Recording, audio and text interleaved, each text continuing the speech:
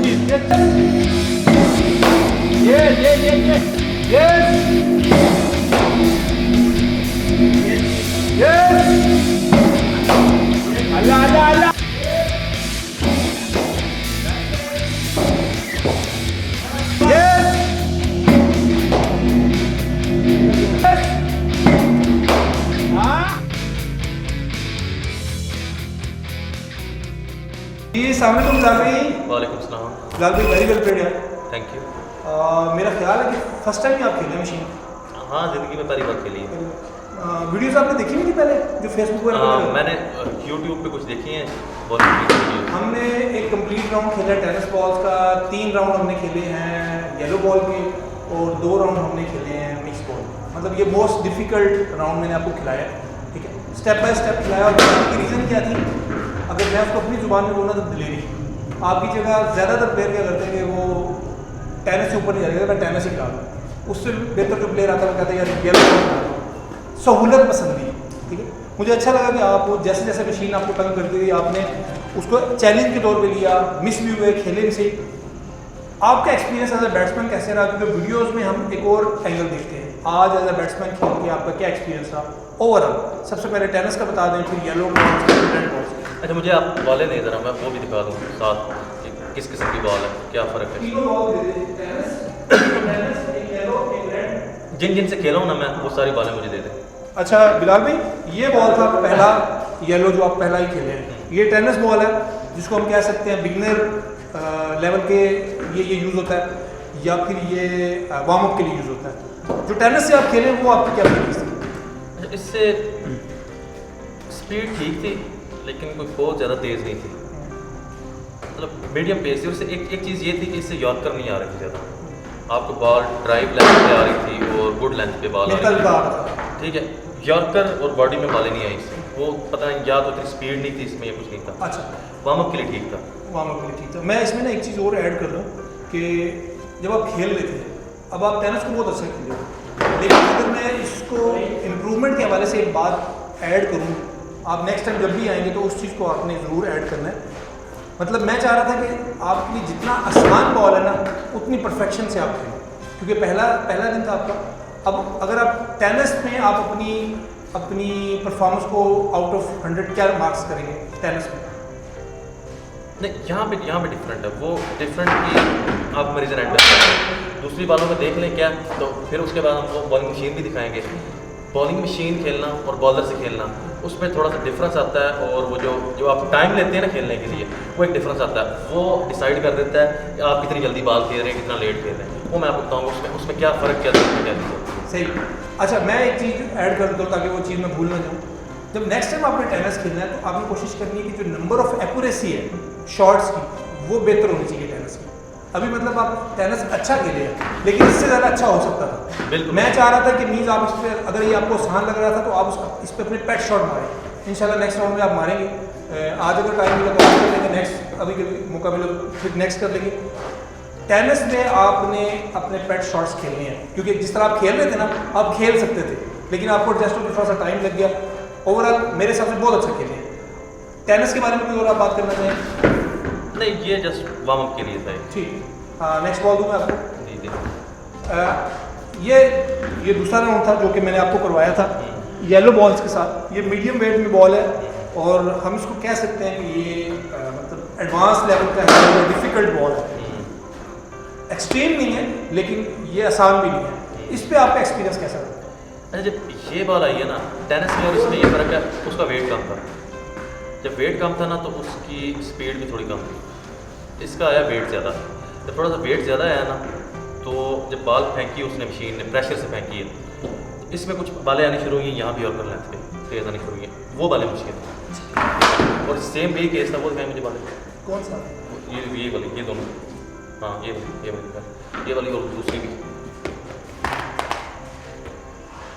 वो भी थे। अच्छा अब इनमें इसका, इस बॉल का, ये जो दो बॉल हैं इनका वेट ऑलमोस्ट सेम है, कोई ज़्यादा फर्क नहीं है। इसमें ये जो ये बॉल है ना, ये रेड वाली, ये सबसे हैवीएस्ट है, ये सबसे हैवीएस्ट है, इसलिए ये आती भी सबसे तेज़ है, और इसमें, और ये खेलने की सबसे मुश्किल है। उसकी फिर रीज़न क्या है, अब यहाँ पे जो खेलने के लिए बैटिंग में प्रॉब्लम हो रही थी ना, वो असल में मसला मैं आपको बताता हूँ क्या आता है। वो ये इशू आता है कि आपके पास जो बॉलिंग मशीन पे बंदा खड़ा हुआ है ना बॉल फेंकने के लिए, रिलीज पॉइंट उसका एक ही है, ठीक है, एक ही जगह से उसने फेंकनी है। अगर तो एक बॉल आगे गुड लेंथ पे आपने खेली है, ठीक है, गुड लेंथ पे ठप्पा लाख की बॉल आती है, आपको टाइम मिल जाता है, आपने खेल ली। अचानक दूसरी बॉल ही ना आपको नहीं समझ आएगी कि हवा में तेज़ आके ना आपको यहाँ मिला देगी। अच्छा इसमें जब क्या है, ये जो रेड बॉल है ना, जो ये रेड बॉल सबसे हैवी बॉल है, जब ये आई है ना तो इसमें जो तो बॉल थी गुड लेंथ वाली, थोड़ा सा पीछे लग के आई है बॉल, वो बॉल खेली जा रही थी। लेकिन इसमें जो बॉल आई है ना फुल आई है बॉल, यानी कि यॉर्कर लेंथ पे आई है, थोड़ी सी इन स्विंग भी हुई है, वो बॉल मुश्किल थी खेलने के लिए, ठीक है, वो तो ऑलमोस्ट नहीं खेली जा रही थी बॉल, जितनी भी आई है यॉर्कर वाली। उसमें एक रीज़न है ना खेलने की, वो ये रीज़न है कि बॉलिंग मशीन के अंदर जो होल है ना, सुराख है, वहाँ से बॉल आती है बाहर। तो जब वो जो बॉलिंग मशीन पे बंदा खड़ा हुआ ना, वो कहता है यस, ठीक है, उसने बॉल दिखाई है आपको, दिखाने के बाद उसने बॉल रखी है बॉलिंग मशीन के अंदर, जब वो रख रहा है ना बॉल फिर निकलनी है, आप दिमाग लगा रहे हैं, वहाँ से वो जो डिले आता है ना, सारी बात है उसको पिक करने की।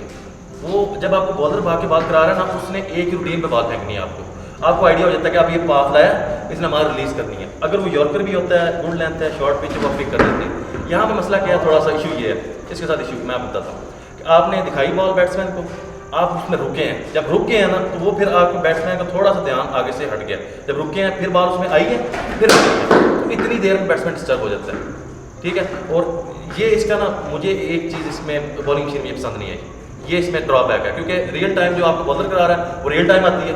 जब आप इसकी प्रैक्टिस ज़्यादा करते रहेंगे तो वो जब डिले आएगा ना तो वो आपको तंग करेगी। अच्छी बात इसमें ये थी कि यॉर्कर इंतहाई तेज़ थे इसके, इतने तेज़ यॉर्कर थे कि वो मेरे ख्याल में मुझसे नहीं, एक भी नहीं खेला गया होगा। आपने इसका फास्टेस्ट बॉल खेला होगा, आप अगर उस पर इमेजिन करें, आपको लगता है कि इन सारे बॉलों में कोई 160 क्रॉस हुआ होगा मशीन पे? मेरे ख्याल में होना चाहिए, क्योंकि जो आए ना यॉर्कर, वो आप समझिए कि इतने तेज़ थे कि आप बल्ला लाए नहीं हैं, बॉल निकल गई आपकी। मैं सिर्फ उस सीन को एक तरह इमेजिन करना चाहता हूँ कि जब शोएब अख्तर ने 155 और 160 पे रिवर्स में यॉर्कर मारे थे टेंडुलकर को और द्रविड़ को, आपको जो तेज़ लगी, हम कहीं ना कहीं कह सकते हैं कि उसके करीब थे। बॉल तेज़ थी, लेकिन इधर खेलनी थोड़ी सी मुश्किल इसलिए है क्योंकि रुक के आती है। आपने टाइम दिया, टाइम लिखने के बाद जब 1 सेकंड का तकरीबन आधे सेकंड 1 सेकंड का गैप आता है, ठीक है, कुछ ना कुछ आता है, उसके बाद बॉल निकलती है, उतनी देर में आप डिस्टर्ब हो जाते हैं। लेकिन इसमें आप ये मैं कहता हूँ कि फ़ायदा हो सकता है आपको कि अगर आपने सही तेज़ स्पीड पे यॉर्कर की प्रैक्टिस करनी है ना, कि आप उस पर आउट ना हो। आजकल ज़्यादातर शॉर्ट फॉर्म क्रिकेट हो रही है, T20 हो रही है, T10 T20 हो रही है, उसमें आप गुड लेंथ पे करेंगे बॉल छक्का पड़ेगा, शॉर्ट पिच करेंगे छक्का पड़ेगा। तो बॉलर ज़्यादातर क्या कोशिश कर रहे हैं कि वो आपको यॉर्कर करें, ठीक है। तो बॉलर का वो मेन आपका जो हथियार है, उनका टारगेट है, वो आपके पाँव है। तो इसमें जो मुझे फील चीज़ हुई है ना, जिसकी अगर मैं ज़्यादा प्रैक्टिस कर सकता हूँ तो वो यॉर्कर के लिए, इसको मैं सेट कर लूँ यहाँ के लिए, और जितनी प्रैक्टिस हो सकती है ना अपने ये पाँव बचाने की, उतनी मैं ज़्यादा से ज़्यादा प्रैक्टिस कर दूँ। अच्छा, एक चीज़ मैं आपको और बताऊँ कि जो आपने बॉल खेले हैं ना और जो आपसे नहीं खेले, उसमें एक मेन डिफरेंस बॉल की क्वालिटी का था, ठीक है। जो बॉल आपको यॉर्कर जा रहा था, वो बॉल डालते हुए मुझे पता था कि ये यॉर्कर जाएगा।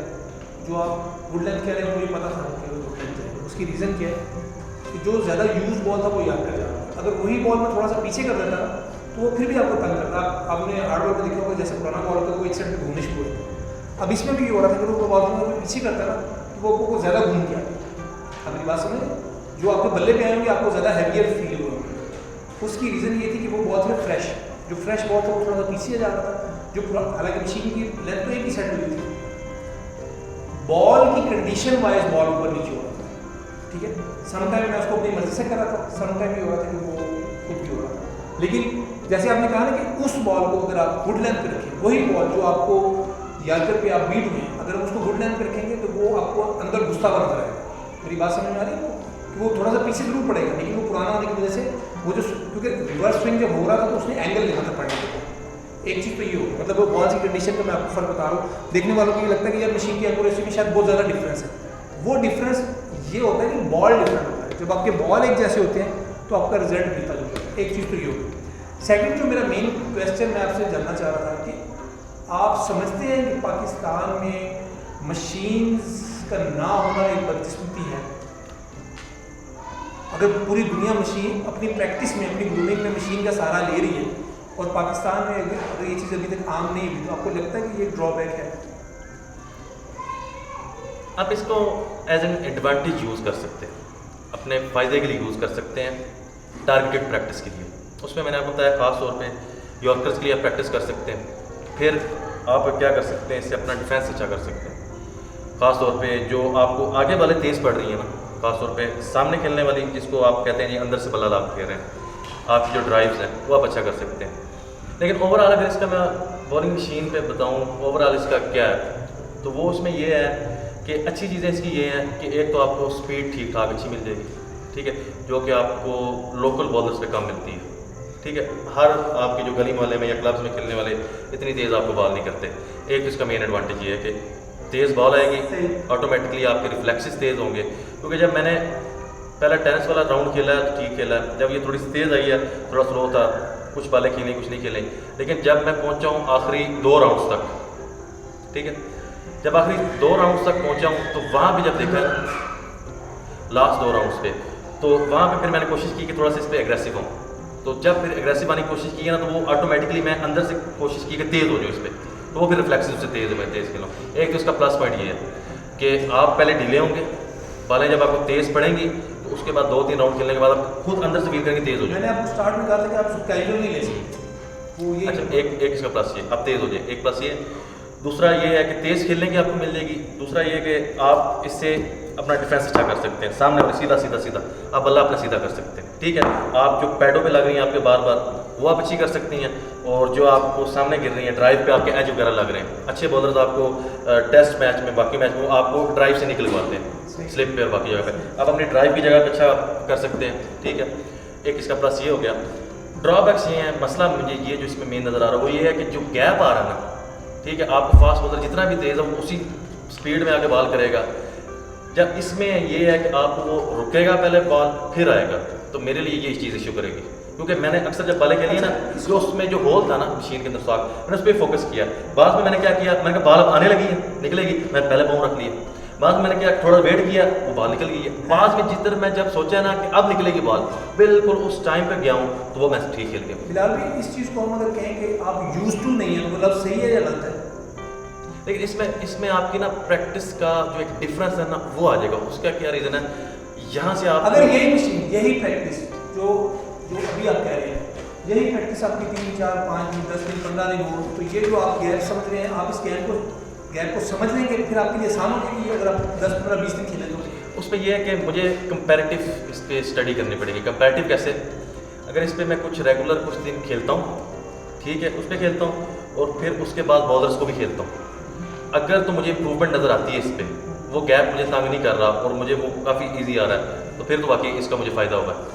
अगर तो उस पर वो मेरा वो रिएक्शन टाइम ख़राब हो गया ना, रिएक्शन टाइम का मेरा इशू आ रहा है, तो फिर मुझे इसका उस तरह फ़ायदा नहीं है। क्योंकि मैं चाहता हूँ कि जो आप देख रहे हैं ना कि आप कह रहे हैं कि बॉलिंग मशीन कैसा हुआ, जितना पॉजिटिव इसका फीडबैक जा सके ना बेस्ड, वो उतना होना चाहिए। बिल्कुल ऐसे आप जो उसके प्रोज हैं वो भी बताएं, जो कॉन्स हैं वो भी बताएं, बिल्कुल जो सामने नजर आ रहे हैं। प्रोज थे वो मैंने आपको बता दिए, कॉन्स में ये है कि वो जो बीच में गैप आ रहा है ना, मेरे लिए वो इशू मैंने आपको बताया ना, किसी पे मैं आगे पहले आ गया हूँ, अभी निकलने लगी बॉल, किसी पे मैं लेट हूँ, अब बॉल आने लगी है, जिस पे मैं प्रॉपर पहुंचा हूँ, अगर मैं बल्ला ठीक लेके आऊँ टेक्निक तो मैं पहुंच गया हूँ, अगर तो बल्ला ठीक नहीं लेके आया टेक्निक ठीक, अच्छा, वो उसमें शामिल। मैं आपके लिए आसान कर देता हूँ। बेसिकली ये जितनी आप बात करें ना, इसको हम यूज टू ही कहना बोलेंगे। ये मतलब मेरा जो एक्सपीरियंस है ना, जब आप इसको रोज़ खेलेंगे तो आपको एक चीज़ का पता लग जाता है। जैसे मैं बॉलर्स का पता लग जाता है ना, आप इसने जंप लिया, बॉलिंग मशीन का मेन सबसे मुश्किल टफेस्ट जो एक पॉइंट है वो यही है कि एक सुराख है और उसी पे आपने सारा जज करना है। ये बॉलिंग मशीन का मैं समझ लूँ कि ये वो गुड पॉइंट है कि अगर आप उस होल को जज कर लेते हैं तो बॉलर्स आपके लिए जज करना बहुत आसान हो जाएगा। ये मेरी थ्योरी है इन 11 साल की उसकी प्रैक्टिस के बाद। आपने मतलब बहुत डिटेल में बहुत अच्छे से बता दिया और उम्मीद करता हूँ कि नुमान भाई। अच्छा, इस पे फाइनल थॉट्स एक हाँ प्लीज़ डू। वो ये कि ये जितनी भी मशीन्स होती हैं ना या कुछ चीज़ें ये आपके लिए सप्लीमेंट होती हैं चीज़ें जी। ये आपकी जो ओरिजिनल बॉलर मैच प्रैक्टिस है उसको रिप्लेस नहीं करती कभी। नहीं करती। ये आप समझ लें आपकी एडिशनल एक किस्म की नॉकिंग है, एडिशनल प्रैक्टिस है। जो आपको शॉट्स नहीं आते आपकी उनकी प्रैक्टिस है सिर्फ। और आप असल जो फास्ट बॉलर है वो रनअप से आ रहा है, उसकी हाइट है, उसका ब्रेन पीछे यूज़ हो रहा है, वो सोच रहा है कि ये मैंने स्लो करनी है, ये इसको यॉर्कर करना है, बॉसिंग करना है, वो आपका वहाँ पे होगा। इसको आप एज अ सप्लीमेंट ले सकते हैं कि ये सप्लीमेंट्री प्रैक्टिस है मेरी। तो असल में आप उसको खेलें, इसकी आप जो शॉट्स हैं उसकी प्रैक्टिस करें और ख़ास तौर पे इससे आप यॉर्कर की प्रैक्टिस करें। स्टेमिना वाइज आप तंग हुए कि यार हाँ मैं थोड़ा नहीं, स्टेमिना वाइज काम नहीं हुआ। जब मुझे बालें कुछ बीट हुई हैं ना जो कुछ पाँव पे लगी हैं तो फिर मुझे थोड़ा सा और एग्रेसिव होने की कोशिश की। मैंने कहा यार नहीं, नेक्स्ट राउंड और खेलूंगा। जब आप 2-3 राउंड पहले ख़त्म करना चाह रहे थे, मैंने कहा नहीं एक और खेलूंगा, एक और खेलूंगा, एक और, क्योंकि वो बार बार मुझे ये कोशिश कर रहा था कि नेक्स्ट अच्छा खेलूँ। ये बेसिकली मैं उसको बड़ा पॉजिटिव लेता हूँ कि आप उसको चैलेंज दे रहे थे, वरना कुछ लोग जान छुड़ाते हैं। नुमान भाई आप जा रहे हैं बारी के लिए? हाँ जा रहा हूँ। और फटाफट एक क्विक रिव्यू। बिलाल भाई ने जो बैटिंग की है, अब लकीली आपको क्योंकि हमारा ये कंपटीशन चल रहा है, ये आप लोगों ने भूलना नहीं, कंपटीशन चल रहा है, ठीक है। आपको मतलब एक मौका मिल गया बिलाल भाई की बैटिंग देख के, आपको आइडिया होगा कि बिलाल भाई क्या मिस्टेक कर रहे हैं और वो आप नहीं करेंगे। बिलाल भाई ने क्या अच्छा खेला है, मैंने उससे भी अच्छा खेला है। तो ओवरऑल बिलाल भाई की बैटिंग के बारे में क्या आप राय देना चाहेंगे? और ये मैं राय उस बैटिंग से पहले लेना चाह रहा हूँ जो आपने जाके भी करनी है। जो मेन इशू था ना बिलाल भाई की बैटिंग का, वो उन्होंने बताया कि वो जो गैप आ रहा था ना आपके हाथ में जब बॉल था, जब आप मशीन में डाल रहे थे, वो उनको मेन इशू फेस करना पड़ा। उसके बाद वो शुरू में उनको पेस के यूज़ नहीं थे, बाद में होते गए। ये बस था मसला। तो हाँ ये बात है बिल्कुल। शुरू में जो तेज़ बॉल पड़ी है ना तो उतना तेज़ नहीं था मैं, लेकिन जब मुझे आइडिया हुआ ना कि बॉल तेज़ आ रही है तो फिर वो थोड़ा सा मैंने भी तेज़ होने की कोशिश की। आपने कोई उनकी टेक्निक पे बात नहीं की कि वो ये गलती कर रहे थे, मैं ये गलती नहीं करूँगा? जैसे हम लोग जब वो खेल रहे थे तो हम बात कर रहे थे, कुछ ऐसा आपने नोटिस किया? वो बैट फेस प्रेजेंट नहीं कर रहे थे, वो बाद में उन्होंने किया, बहुत अच्छा किया। इन स्टार्टिंग में ना वो बैट फेस एंड पे मोड़ देते थे, ये मसला था। बाद में वो फेस प्रेजेंट करते रहे, इन्होंने अच्छा खेला। बिल्कुल ठीक हो गया। तो अभी आपको क्या लगता है कि जो बिलाल भाई ने बैटिंग की है उससे आप अच्छा परफॉर्म कर सकेंगे? चैलेंज आप मुश्किल ही है। मैं यार खुदा दा वास्ता, यार खुदा दा वास्ता बड़ी बात नहीं करूँगा ना जाने से पहले। कर कॉन्फिडेंट हूँ कि जो गलतियाँ भाई ने की वो रिपीट ना करूँ, लेकिन ये नहीं कह सकता कि मैं भाई से अच्छा खेलूँ। अच्छा चलें जी, बेस्ट ऑफ ऑल।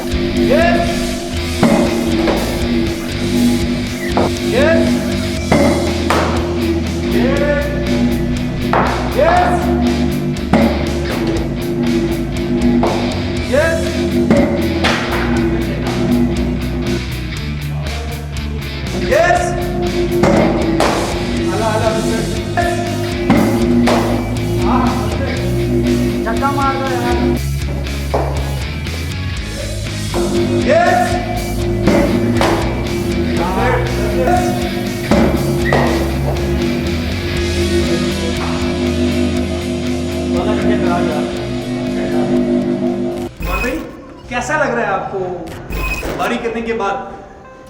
बारी मैंने काफ़ी इंजॉय किया, दिल कर रहा है कि दोबारा खेलने के बाद 2 राउंड हो। ज़रूर। ओवरऑल कैसा लगा? मैं जो सबसे पहला आपसे क्वेश्चन करूँगा वो ये है कि जब हम मशीन के पीछे खड़े होकर बॉल फेंक रहे होते हैं और हम मशीन बॉल थ्रो करती है और हमें बॉल जाता हुआ नजर आता है बैट्समैन की जानिब, मुझे ऐसा लगता है कि वो देखने में बड़ा आसान लगता है, वीडियो हो या लाइव हो। उस सीन में और वहाँ पे जब आपने एज अ बैट्समैन उसको फेस किया, उस सीन में क्या डिफरेंस है? जब मैं यहाँ पे खड़ा हुआ था ना, बिलाल भाई बैटिंग कर रहे थे, तो उस वक्त ये लग रहा था कि जिस तरह टाइम मिल रहा है बैट्समैन को बॉल खेलने के लिए, टाइम मिल रहा है। लेकिन जब वहाँ गया हूँ तो थोड़ा डिफरेंट था, क्योंकि टाइम नहीं मिलता। एक उसकी सबसे बड़ी वजह ये है कि जब एक स्टेशनरी सब्जेक्ट होता है ना, और उसमें से इतनी ज़्यादा तेज़ पेस निकले, फिर वो खेलना काफ़ी मुश्किल होता है। अगर उसको कंपेयर करें फास्ट बॉलर के साथ, 4 रन के साथ आता है, भाग के जंप लेके बॉल करता है, ठीक है, वो आ रहा होता है, बंदा उसके लिए रेडी होता है। लेकिन ये स्टेशनरी होती है, एक जगह पर रुकी हुई होती है, तो उसके अंदर से इतनी ज़्यादा तेज़ पेस निकलेगी तो और खेलना बहुत मुश्किल हो जाएगा। बिल्कुल सही कहा आपने। कौन सा बॉल ज़्यादा मुश्किल रहा, कौन सा ज़्यादा आसान रहा? ओवरऑल आपने और बिलाल ने जो बैटिंग की है उसमें कोई डिफरेंस फील किया आपने? जो शॉर्ट लेंथ बॉल है, जो गुड लेंथ बॉल है, ठीक है, जो पीछे गिरता है, वो बॉल रुक के आता है, वो खेलने में आसान होता है। लेकिन जो बॉल फुल पड़ेगा ना, यॉर्कर पड़ेगा, वो बॉल बहुत मुश्किल है, क्योंकि हवा में जो पेस वो जज नहीं होती, वो डायरेक्ट आके या आपके पाँव पे लगेगा या विकेट में लगेगा। तो पीछे बॉल आता है, वो नज़र आ जाता है, वो खेला जाता है। लेकिन जो फुल बॉल है वो नहीं खेला जाता, वो उस पेस बहुत ज़्यादा होती है। सेम वही क्वेश्चन, जो मैक्सिमम आपको तेज़ बॉल लगा, कोई एक बॉल याद है यार, वो बॉल बहुत तेज़ था, कौन सा था? वो एक बीट हुआ था मुझसे, वो बोल्ड भी नहीं हुआ और प्लेट भी नहीं, वो बीट हो गया था बिल्कुल, पीछे जाके दीवार में लगा। उसको अगर हम पेस कंसीडर करेंगे तो कितना पेस होगा? क्योंकि वीडियोस में लोग कहते हैं कि ये 125 130 का होगा मैक्सिमम। नहीं, वो 95 96 माइल्स तक होगा, 155 156 इतना आराम से। इसका मतलब अगर वो 155 था तो 161 कितना होगा? मतलब हम कह सकते हैं कि वो अनप्लेबल है 161? अनप्लेबल तो नहीं कह सकते, क्योंकि बैट्समैन खेल चुके हैं इसको, क्योंकि 3-4 बॉलर्स हैं जिन्होंने बार बार ना 161 पे की हुई है बॉल, और बैट्समैन ने अच्छी तरह खेली है, और कई ने बाउंड्रीज भी लगाई हैं, कई ने डिफेंड किया है। और एक दफ़ा मैंने देखा था ब्रैडली ने 161 पे बॉल की थी और वो बोल्ड हो गया था। ज़्यादातर बैट्समैन ने प्ले किया, वो अनप्लेबल तो नहीं कह सकते, लेकिन डिफिकल्ट कह सकते हैं उसको। आप खुद भी फास्ट बॉलर है? हाँ, मैं शोएब अख्तर का जो हाईएस्ट रिकॉर्ड है स्पीड का याद है आपको? 161.3। ऐसे ही है। और जब आप खुद बॉलिंग करते हैं एज अ बॉलर, आप क्या समझते हैं, खुद को क्या रेट करते हैं? आप बॉलर अच्छे हैं या बैट्समैन अच्छे हैं? मैं आप खुद को फिलहाल जो मेरी प्रैक्टिस है ना, मैं खुद को बॉलिंग ऑलराउंडर बोलूँगा, क्योंकि मेरी फास्ट बॉलिंग की प्रैक्टिस ज़्यादा है, नेट ज़्यादा, और वो बॉलिंग मैं अच्छी कर रहा हूँ, क्योंकि नेट में वो रेगुलर उसकी प्रैक्टिस ज़्यादा है। जिस चीज़ की आप प्रैक्टिस ज़्यादा करेंगे वो आपकी बेहतर होगी, जाहिर सी बात है। तो बॉलिंग की प्रैक्टिस ज़्यादा है, मैं इस टाइम ज़्यादा अच्छा बॉलर हूँ, लेकिन बैटिंग की एबिलिटी है, मैं प्रैक्टिस करूँगा तो बैटिंग ज़्यादा अच्छी हो जाएगी। सही हो। तो जब हमने कंपटीशन स्टार्ट किया था तो उस टाइम हमें बड़ा मज़ा आ रहा था, क्योंकि जब हमने प्रैक्टिस स्टार्ट की उससे पहले भी आप दोनों भाई बड़ा एक इंटरेस्टिंग कंपटीशन कर रहे थे, खुद को बॉलिंग कर रहे थे, बैटिंग कर रहे थे, टॉन्ट कर रहे थे। तो अभी जो हमने कंपटीशन किया है उस कंपटीशन में एज अ कम्पिटिटर आप क्या रेट करते हैं खुद को और बिलाल भाई को? आपके क्या वर्ड्स हैं? मतलब जैसे आपने पहले कहा कि यार बिलाल भी बेहतर है, अब कंपटीशन में मेरा ख्याल है कि ये चीज़ नहीं होनी चाहिए, आप इसको कैसे लेते हैं?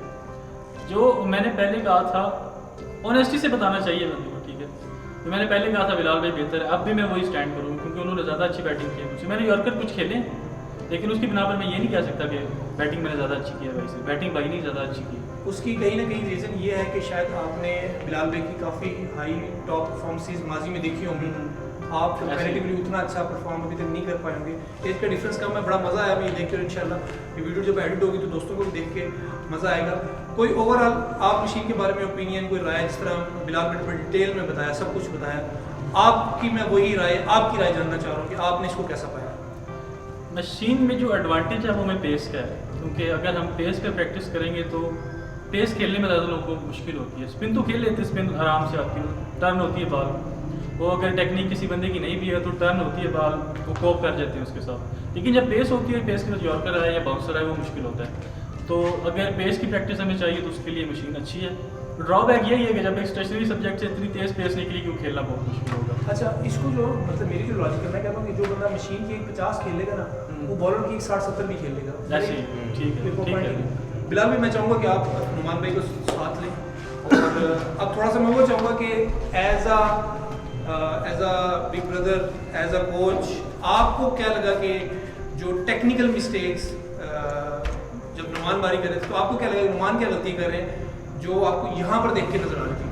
अच्छा, नुमान का जो इशू था ना और जो मेरा भी आया वो हम दोनों का ये था कि हम लोग जो नेट करते हैं ना वो है मार्बल वाली विकेट, ठीक है, वो आम नहीं है। उसमें क्या चक्कर होता है कि एक तो ज़्यादातर हम न्यू बॉल से करते हैं और उससे क्या बाउंस ठीक ठाक आता है। तो हमारी जो अभी आदत पड़ी हुई है ना, हम लोग वेट आगे नहीं ट्रांसफर, हम लोग इधर रहते हैं, ठीक है, पीछे रहते हैं। तो उससे जब बॉल बाउंस पे आ रहा होता है ना तो कट अच्छी है, पुल अच्छी है, ठीक है। तो जो आगे वाली बालें हैं ना वो हम लोग खेल जाते हैं। अब यहाँ पे क्या चक्कर हुआ है कि बालें जो मैक्सिमम आई है ना वो बिल्कुल आपके टो के ऊपर, क्या इधर क्या करनी है, पाँव के ऊपर आके लगी है डायरेक्ट। जब इतनी आती है ना तो फिर आपकी थोड़ी सी प्रैक्टिस होनी चाहिए लो रहने की। और एक तो हमारी बैट लिफ्ट आई थी क्योंकि हम लोग कट अच्छी खेल रहे हैं, पुल अच्छी खेल रहे हैं, तो इसके लिए जब आपकी इतना भी टाइम नहीं मिल रहा, आपको पूरी ये उस पर लग रही है, पाँव के ऊपर लग रही है, टो पे लग रही है, फिर क्या, फिर एक तो आपको थोड़ा सा लो होना पड़ेगा, दूसरी जो बैट लिफ्ट है, ठीक है, बैक लिफ्ट आपकी वो लो करनी पड़ेगी, फिर जहाँ पर इसको आप खेल सकते हैं। इनका भी ये इशू था कि थोड़ा सा हाई थे, पल्ला इनका यहाँ तक आता था और बाल यहाँ से निकल जाती थी नीचे से। मेरा भी थोड़ा सा यही इशू था।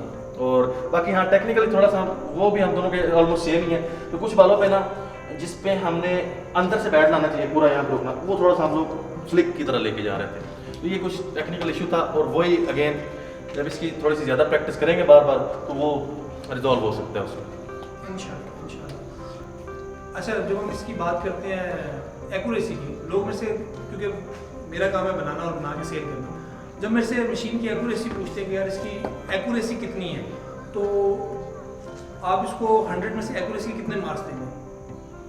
अच्छा, एक्यूरेसी का ये मैं आपसे पूछूंगा, वो ये है कि is there an option to adjust the line and length before starting? क्योंकि आप जब बॉलिंग कर रहे थे ना तो मिक्स आ रही थी, आप एक ही जगह पे थे बॉल, वो गुड लेंथ पे भी आ रही थी, वो अंदर भी स्विंग हो रही थी, वो बाहर भी स्विंग हो रही थी, वो भी आ रही थी। नहीं, मैं ये पूछना चाह रहा हूँ कि जिस तरह अगर कोई ऐसी कुछ बॉलिंग मशीन्स हैं वहाँ पे आप एडजस्ट कर लेते हैं कि ये अगर सारी आनी है, कुछ मैंने पाकिस्तानी क्रिकेट टीम के देखे हैं प्लेयर्स NCA में प्रैक्टिस करते हुए ना, तो वो अगर प्रैक्टिस कर रहे हैं आगे वाली ड्राइव की बात की, वो सारी ड्राइव पे आ रही है, कट तो सारी कट, शॉर्ट भी तो सारी शॉर्ट भी। इसमें हमें ऐसा नहीं मिला, कोई बॉल आगे आ रही है, कोई पीछे आ रही है, कोई लग रही है। लॉजिक समझ में आई कि वो बॉल डिफरेंट क्यों आ रहा है? बताया था नई बॉल को। हाँ, वो आप ये कह रहे हैं कि बॉल की कंडीशन में डिपेंड करता है, पुरानी नहीं बॉल पे। बेसिकली चक्कर ये है कि जब आपको याद पड़ा है ना, तो वो बॉल डालने से पहले मुझे पता था कि किस लाइन पे जाएगा, किस लाइन पे जाएगा। जब आपको खेलते थे तब भी मुझे पता होता था। अभी हम जो प्रैक्टिस करेंगे उसमें मैं आपको करके भी दिखाऊंगा। तो बेसिकली ये डिफरेंस है बॉल्स का। जब हम बॉल्स एक जैसे डालेंगे, बल्कि ये क्वेश्चन मैं आपसे ये नंबर ऑफ एक्यूरेसी और क्वेश्चन के बाद पूछता हूँ, ठीक है, कि जब हम एक जैसे बॉल होंगे तो एक जैसा रिजल्ट होगा। अभी आप मुझे बताएं कि मैं एक येलो बॉल डालूँ, एक रेड डालूँ, एक टेनिस बॉल डालूँ, क्या उनका रिजल्ट एक जैसा आएगा?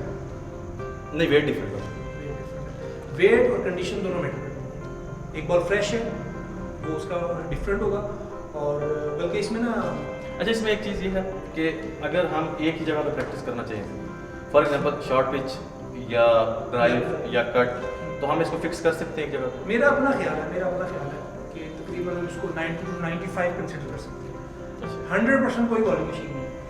अगर हम कहें ना कि सिक्का रख दें, सिक्के में सारे बॉल जाते हैं, ऐसी कोई बॉलिंग मशीन नहीं। मेरा ख्याल है कि जो मैं आपको यॉर्कर करा रहा था ना, जो आप लोगों को यॉर्कर लगे, चलो मैं आपसे एक क्वेश्चन और करता हूँ, उस क्वेश्चन को मैं फिर साबित करने की कोशिश कर रहा हूँ। जो आपको यॉर्कर लगे हैं, क्या आप उसको 95% रेट कर सकते हैं? ये अच्छा क्वेश्चन है।